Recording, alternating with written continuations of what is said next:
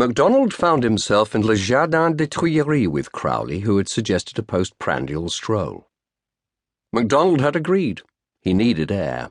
His head was fuzzed with champagne and the florid talk of his unexpected guest.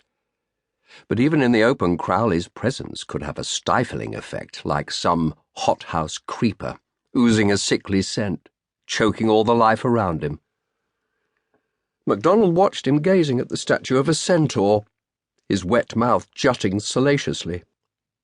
"Catherine de' Medici built a palace here," the beast commented languidly as they strolled along the gravel path.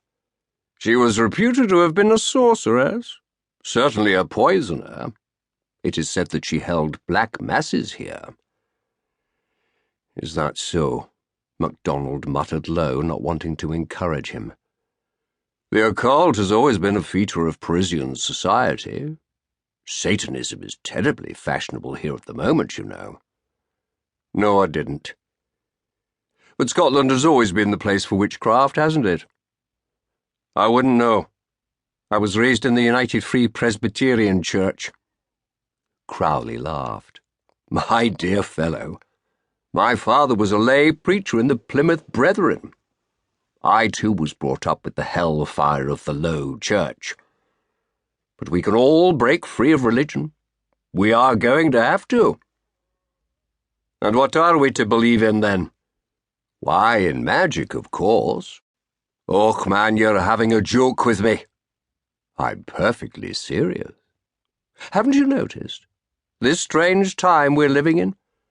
Just when positivism reaches its peak, everyone is suddenly fascinated by the occult. In the past century, rationalism and atheism have overthrown all religions, all forms of mysticism. Except magic.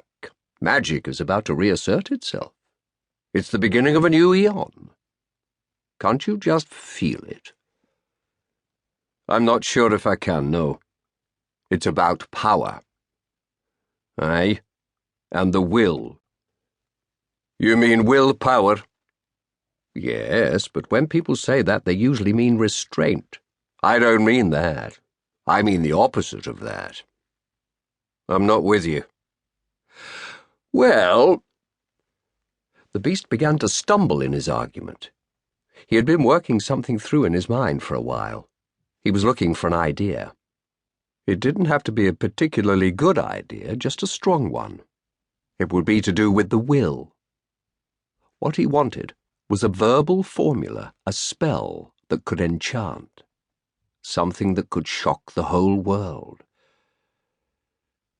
Power, he tried to explain to the general, to himself. It can come out of restraint, yes?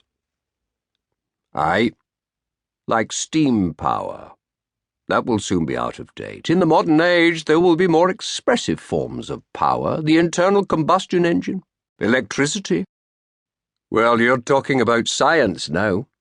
Science and magic, they're the same thing. You're not making sense, man. I'm talking of the supernatural. Look, under Victoria, all the power of the empire came out of repression. For machines, for men also.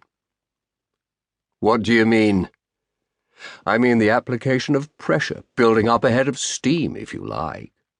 Do that to an iron engine and you have the means for a railway system. Do it on the emotions of men and you can power a whole empire.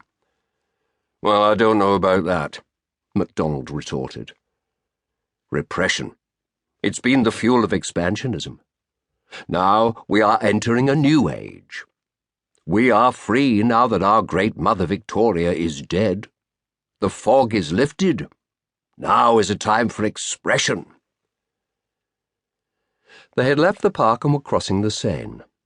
MacDonald looked down at the swirling water.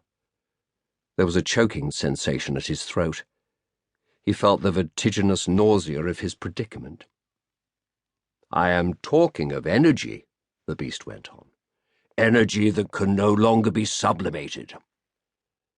MacDonald staggered on, his head reeling, his stomach full of bile, his gorge burning with the acid of the champagne. The beast followed him, the moist mouth horribly close.